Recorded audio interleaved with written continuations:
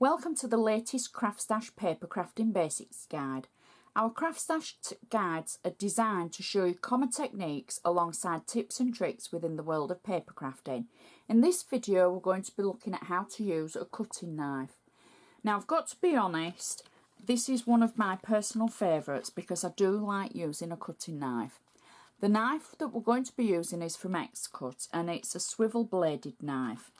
I've taken it away from its packaging, but I did want to show you how it looked. So I can put that to one side. In the packet you get your extra blades, which are in a safety container, and they're safely in there, and all you have to do is pull up and they're in there. I'm going to show you how to change blade in the knife as well, because I think it's a handy thing to know. And if you forget, you can always refer back to our video to see how to replace your blades. So for now I'm just going to put those to one side. Now the actual knife itself is a steel handle.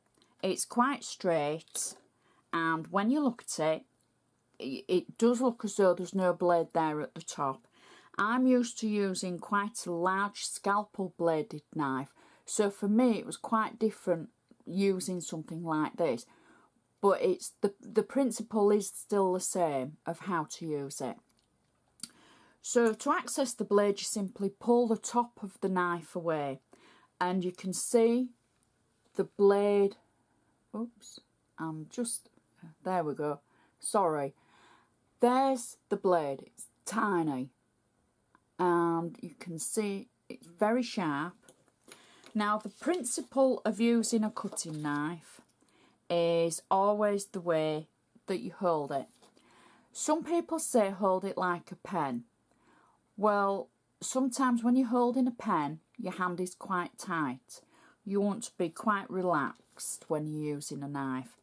And I always think that the best way to practice is to cut straight lines, because you need to get used to holding the knife and using it before you do anything else. Everybody's pressure will be different, so you simply just start and cut.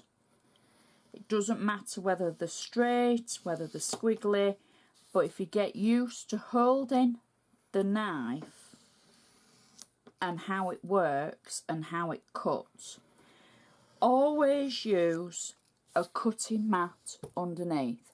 Now this is classed as a self-healing cutting mat. Mine is quite a large one because of using it for the filming, but you can get them in different sizes. But when it's classed as self-healing, it basically means that you can cut into it and keep cutting into it, and the structure of the rubber, it closes back up so it doesn't scar or mark like normal cutting mats.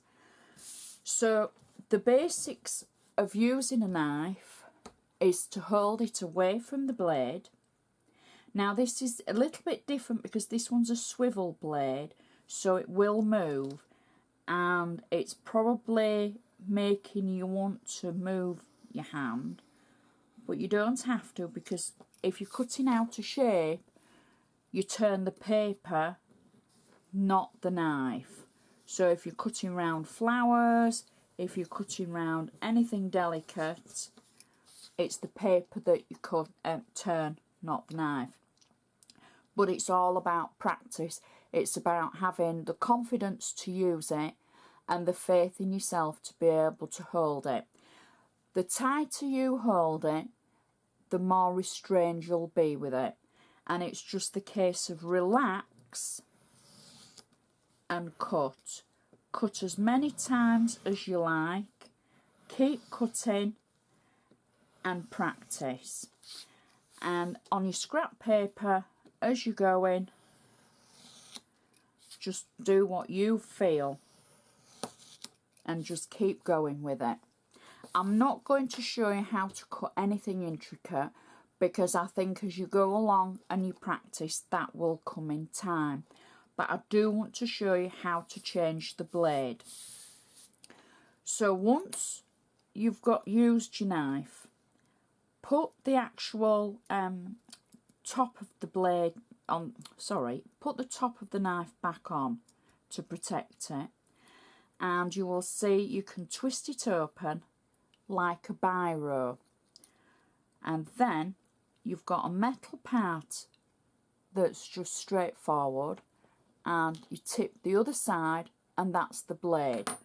So at this point you would put in your new blade, and all you do is pick it up, pop it in that hole, and then put the bottom back on, or twist it like you would change the innards of a biro. Twist it tightly, then you can take your lid away, and the blade's back at the top, ready for you to cut. Make your fringes, keep going on your card. So it's very easy to practice, but that's all it is. Practice, practice, practice. Years of practice to enable you to cut out intricate designs. However, it is handy for cutting apertures and things like that. So I hope it's helped a little bit, maybe given you the confidence to try a cutting knife rather than your scissors. Even I have bad dexterity in one hand and I can't turn it very well, but I can still use a cutting knife. So it is the case of try it, because there are certain things that it will help with, especially when you're starting to cut an aperture, when you're cutting into a design and you need to leave the outside as it is, as it were, where scissors won't go. So it doesn't have to be for cutting small things out. You might be cutting something large out. So it's just something that you could try and practice with. It's a handy tool to have in your stash. So I do hope you've enjoyed this basic guide. Please check out the website for Craft Stash, because there's so much inspiration, so many different ideas, so many different tips and tricks and techniques. So I'd just like to say thank you so much for watching, and we'll see you next time.